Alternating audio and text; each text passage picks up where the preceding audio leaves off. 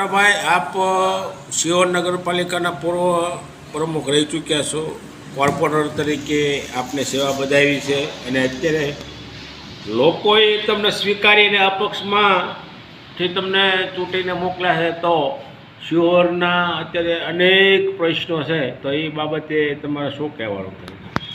શિહોર નગરપાલિકા સમસ્યાઓ અને પ્રશ્નોથી એટલી બધી ઘેરાઈ ગઈ છે કે હવે તો આ નગરપાલિકાને ભગવાન જ બચાવી શકે. શિહોર નગરપાલિકામાં અંધેરી નગરી અને ગંડુ રાજા જેવી સ્થિતિ ઊભી થઈ છે. લે લાખ તો દે હવા લાખ. જેનો રાજા વેપારી એની પ્રજા ભિખારી, એવો ઘાટ શિહોર નગરપાલિકામાં છે. શિહોર નગરપાલિકામાં લોકોએ 25 સભ્યો એવી અપેક્ષાના આશા સાથે ચૂંટ્યા હતા કે અમારા નગરની અંદર કંઈક વિકાસ કરે, અમને સેવાકીય પ્રવૃત્તિનો લાભ આપે. પરંતુ આ સભાસદો ચૂંટાઈને નગરપાલિકામાં આવીને ભૂખી હોય ને ભાણો હાથમાં હોય એમ ભાણો હાથમાં લઈને કોન્ટ્રાક્ટ ગોતવા મળ્યા છે, કોઈ ધંધા ગોતવા મળ્યા છે.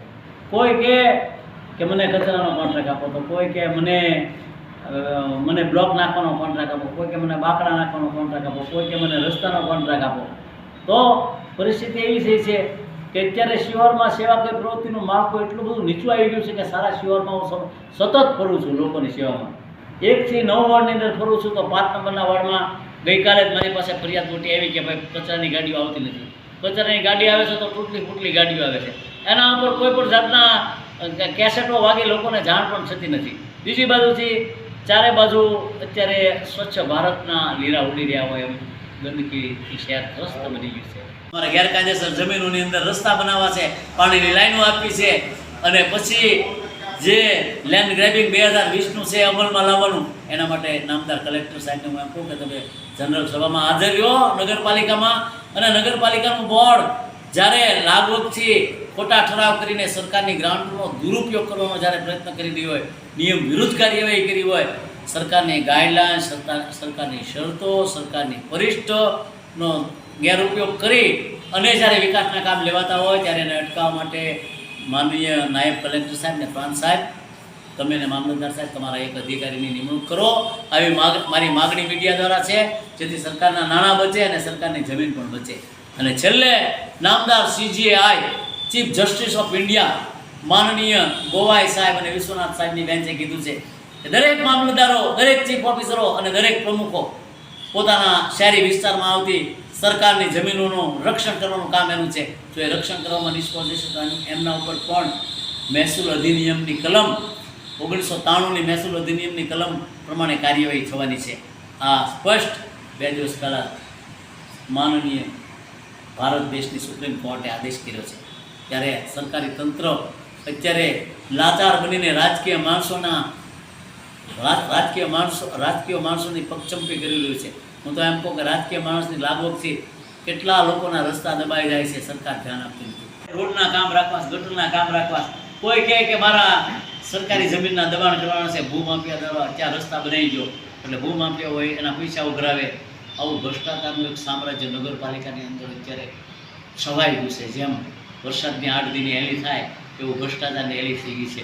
અને એની સામે હિન્દી ચીની ભાઈ જેવો ઘાટ છો છે. અહીં કોઈ લડવાવાળું નથી. અહીં હો પોતપોતાની વાત કરે છે, વંદે માતરમ, ખિસ્સા કાતરમ. કોઈને એમ નથી કે ભાઈ ગામનું મારું ભલું કરવું છે, મારા ગામનું સારું કરવું છે. કેટલાક લોકો તો એમ કહે છે કે સુજલમ શુક્લમ. ખરેખર સુજલમ શુક્લમ એટલો પવિત્ર વસ્તુ છે કે બંકિમચંદ્ર બોઝે એટલું વાક્ય છે. એના ઓઠા તળે આપણે રૂપકડા વાજા સળગાવી અને ભ્રષ્ટાચાર આચરીએ છીએ. ચોમાસું આવ્યું છે અને નગરના નાગરિકોને મૂર્ખ બનાવે છે કે અમે નદી સાફ કરવા નીકળ્યા છીએ. અરે મિત્રો, તમે 3 સભ્યો રંગ લાવ્યા હો વિકાસનો, તો તમે 3 મહિના અગાઉ નદી સાફ કરી હોત. પણ તમારા પેટમાં પાપ છે, તમને ક્યાંક પાપ પડેલું છે, તમારામાં ક્યાંક ભ્રષ્ટાચાર પડ્યો છે, તમને સેવા કરવાની કોઈ વૃત્તિ તમારા માનસમાં ફલિત નથી થતી. નતર તમે 3 મહિનાથી નદી સાફ કરાતા હો.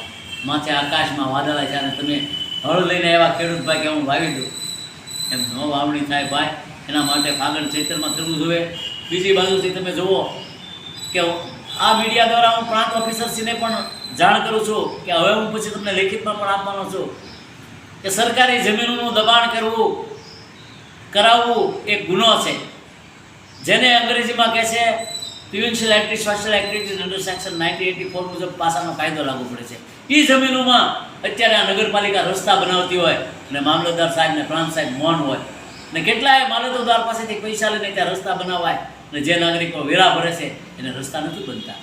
જ્યાં નાળાની જરૂર છે, ડીપી રોડ કાઢવાના છે, આ ટ્રાફિક સમસ્યા અત્યારે થઈ છે, બાયપાસ રોડ કાઢ્યો ત્યાં, જો ડીપી રસ્તો વિકાસ નકશામાં મંજૂર છે, ચીફ ઓફિસરને હું કહું, કલેક્ટરને હું કહું, જો તમે ડીપી રસ્તો કાઢ્યો હોત તો અત્યારે એટલા માણસ હેરાન ન થતા હોય છે.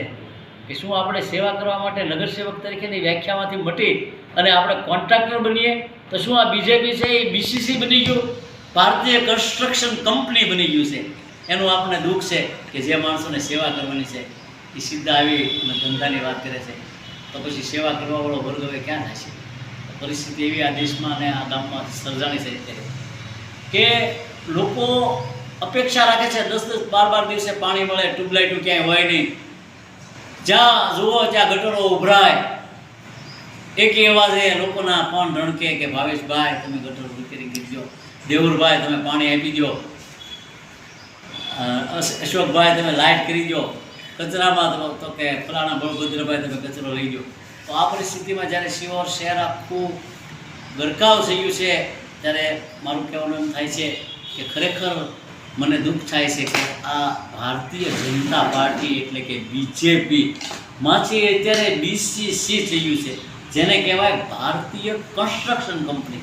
કે તમે તમારા મકાન ખાલી કરી દો, કબજા ખાલી કરી દો, ત્યાં શિહોર નગરપાલિકાની બોડી રસ્તા કરીને સરકારના લાખો રૂપિયા વાપરે છે, તો સરકારને સંસ્થા વચ્ચે પણ સંકલન નથી. આ કોણ સંકલન કરશે? આ સાચી વાત કોણ લાવશે કે આ રાજ્યને રાષ્ટ્રમાં સરકાર એક બાજુથી સરકારની જમીન ખાલી કરાવે, બીજી બાજુથી નગરપાલિકાને સવલત આપે, કે અનેક સુવિધા મળે એટલે લાખો રૂપિયા કાર્યકરો ખાય અને સરકારનું જે છે તે થાય. તો આ બાબતમાં અમારી માગણીની લાગણી છે કે ખરેખર અનુભવી માણસો નગરપાલિકામાં કામ કરવા જોઈએ અને જે ધંધાદારી માણસો છે જેની પ્રી ક્વોલિફિકેશન કહેવાય એ જ કરવા જોઈએ.